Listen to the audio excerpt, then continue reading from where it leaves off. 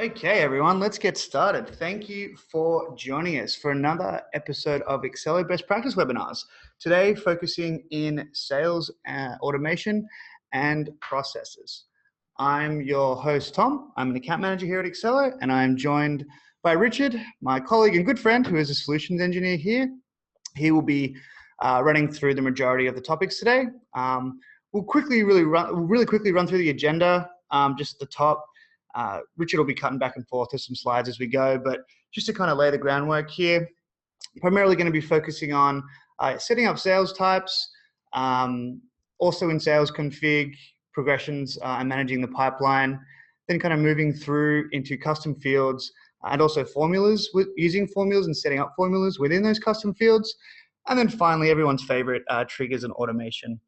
Definitely feel free to answer questions as we go. We'll try and answer them as we go. If not, we'll absolutely get to them to the end. We can have a bit of a Q&A as well. Great, thanks guys. I'm gonna throw it back over to Richard and we can get going. Great, thank you, Tom, appreciate it. So first off, thank you everyone for joining today. As Tom had mentioned, we'll be going through the different areas as you see here. And the first area is really sales types. And one thing I'll be showing you is a lot of people ask me on demos, on Q&As and helpful calls I get on, if there's a way to quickly create a quote. We can, and I'll show you that today. It's just one of those things that's hard to figure out and find. And then lastly, just the difference between two different sales types that you can start to model for your business. One that's just that kind of quick and easy default versus an automated sale that starts tracking things a little differently and starting to help you out on changing statuses, notifications, and things along those lines. Now, first thing is that we will be spending a lot of time here in, configuration. So when you come down to sales, progressions and fields, the way that you get to configuration, as most of you probably know, is down here in the bottom left corner. Progressions and fields is where you'll be spending a lot of time building out your workflows and the difference between those quick and easy types versus those automated types that can help start to help notify and move things along on an automated standard. One of the things I really wanted to go over today is how to actually start using the dashboard, the sales dashboard, to start understanding your funnel and how you're going to start having deals fall into different areas and how you're going to project off of those. Now, in the settings of sales, that's where you'll be able to set the way that the pipeline will read. So there's sales status progression, which when I show you how you can start creating different progressions and how you can start tracking different workflows, how you can set those percentages, which will create a sale and make it fall where you want it within the funnel. And then we have these different options such as probability. So maybe they're really far down our pipeline of status, like there's a quote requested or quote sent, but there may not be the best fit. So it will take that lowest in accountability. So whether or not they're really far down the pipeline versus how probable they are. We have the same version, but highest. And then we'll also have a formula just to start combining the two of, okay, there's sales probability as well as status progress. Where do we fall in the middle? And then where do we put them? So this is where you'll be able to define how the dashboard reads what I'm going to be showing you today.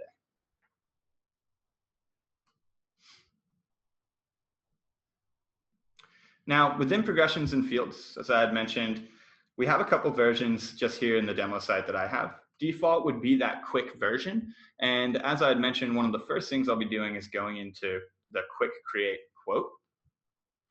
So what you would do is you have your progression and you want it to be available on create. When you're creating a progression, you get to choose that option. So at any time or on create, I can go into quote requested. And then that's how you would build the status that I have here already built. Now, what you would want to do is you want to add an action. And it's under special process. And under special process, it'll say create project plan. And from there, you'll actually be able to have a quote created available on create, which means that the first thing that happens when you create the sale is it going into the quote.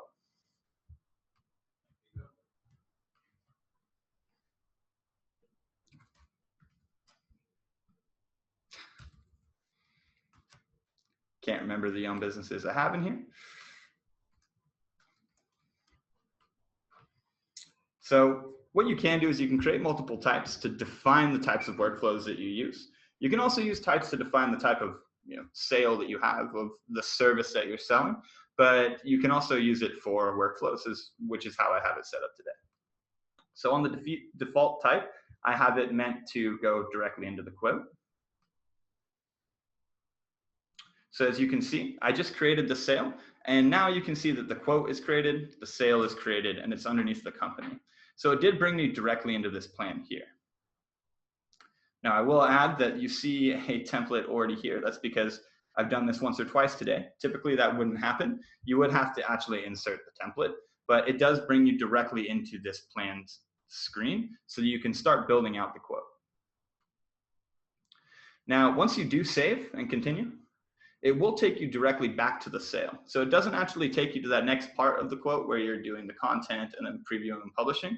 The reason is because yes, you can create the quote and the plan that you may want, but you still want to track certain information such as entering a value, a due date, or potentially just any sort of custom fields or information that you want to add.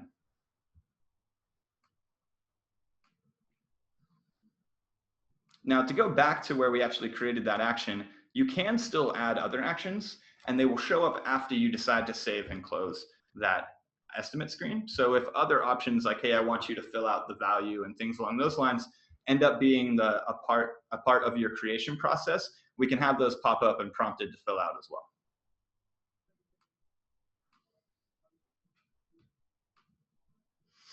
Now, that kind of concludes the idea of the quick create quote and a little bit of information on default versus automated. I will be getting more into automated as I go into custom fields and triggers, as it's on that side of the sales type. But typically we do suggest that you can use sales types to start tracking the different types of workflows you have, such as a quick create quote. The next area we're going to go over is progressions and pipeline. So the settings of sales funnel and how you can have the progressions depict a percentage and how they can fall into the sales dashboard, and then special processes and how to have hidden updates. I did just hint on the special processes, but updates and updating fields that are hidden are going to be something I will be going over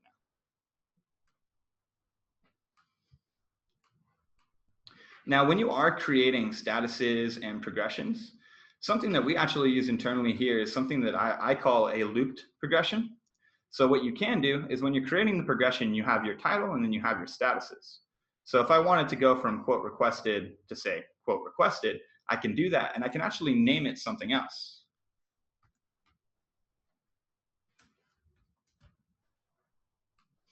This is where you'll also define the progress of where this status lies.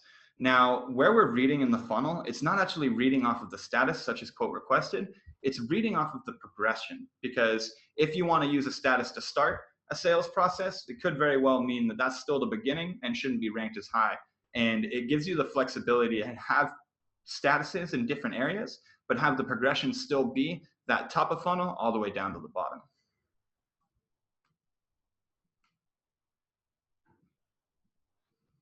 So within here, we now have the loop of quote requested to quote requested.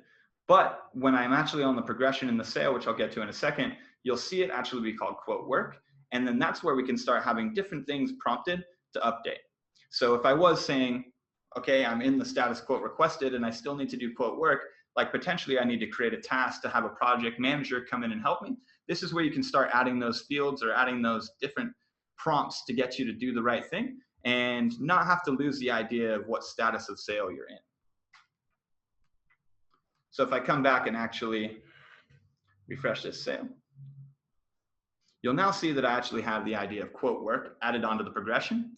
And if I was to click on this, it would prompt me to update any sort of fields that I've created, potentially create that task, but it'll still leave me right in that quote requested status. So as I had mentioned at the beginning of this explanation, we actually use it internally to do these sort of prompts and to help us understand that, certain sales or certain deals are still in the same status, but there may be different prompts that we want people to follow.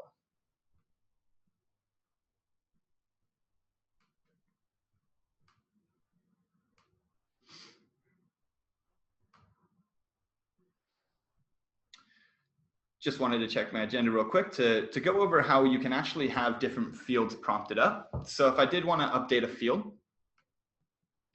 we'd be able to create custom fields on the back to have them prompted. Now, one thing is there's a lot of fields and there's a lot of things you may want to add to the information on a sale that you may not want people to have to click through or remember or fill out themselves. So that's where you can start having different things such as the due date. I want it to be, whenever I do this progression, I want it to be today plus 14 days. So you have a regular 2-week cycle for a sale. So when you actually do move from quote requested to quote requested, I'm going to push that due date out 14 days. Then I can make it required and hidden, which means that this field would actually be filled out automatically and you don't have to go through any of that progression and screen changing, clicking, and then having to actually fill it out yourself. Helps automate, helps speed things up as well.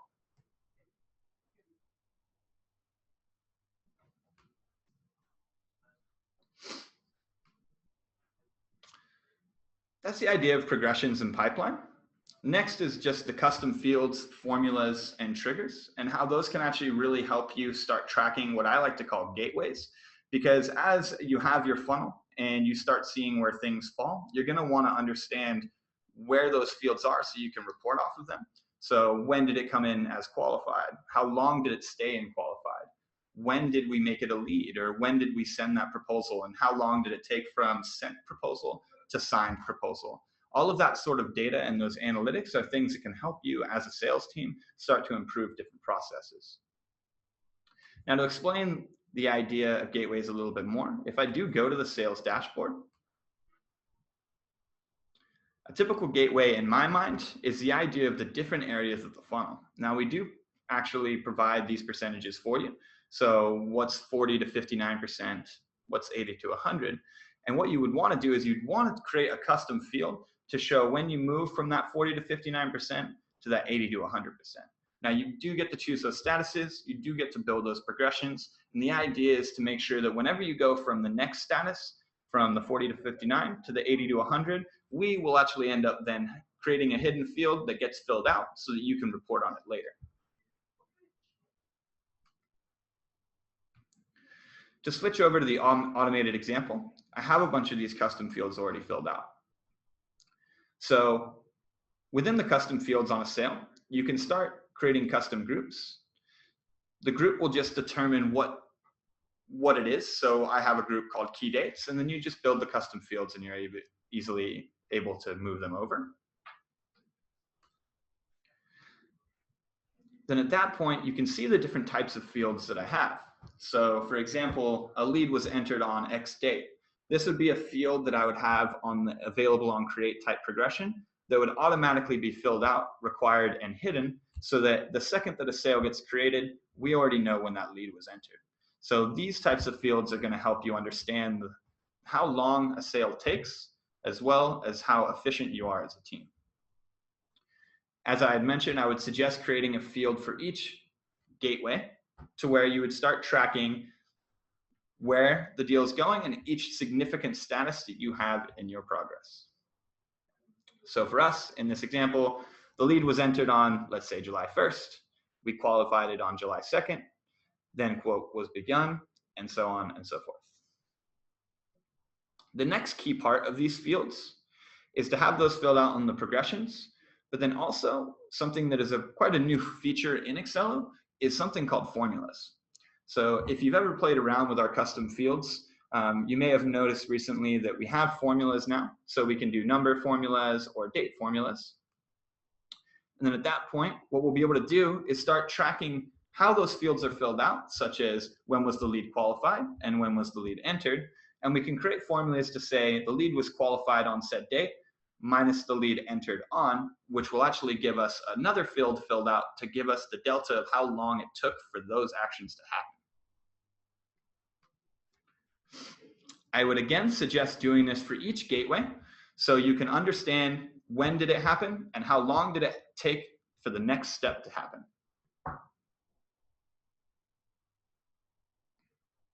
These are also fields that you'll be able to start triggering off of, tracking, exporting. These are all fields that I would consider exportable and important, so they always happen. And when I scroll up, you can go to the triggers. And for example, if we were to create a trigger,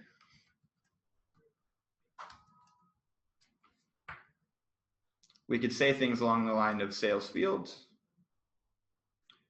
And then you can see that the formula fields are here as well. So days spent as a qualified lead. We could start creating automation here to say, okay, if it took us longer than say 3 days to qualify that lead, then I want you to actually start taking action and either notify me or maybe potentially fill out other custom fields or create tasks for your salespeople to get up on. So when you create the rule, then you have to save it. This will then prompt the idea that you can create an action. So where you could update another field, create task, or create an activity where you can choose who gets notified, such as the salesperson, a potential manager, or anyone else within your organization. And there's no reason to choose one, you can choose a couple.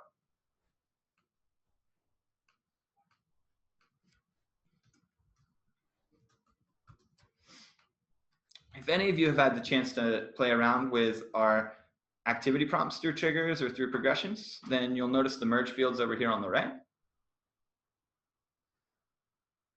And all of these custom fields that we started to fill out and create are here as merge fields as well. So you can start filling out these activities to let your salespeople know, or anyone that you're notifying for that matter, to say, hey, the lead was entered on said date and it took this much time for a salesperson to get on.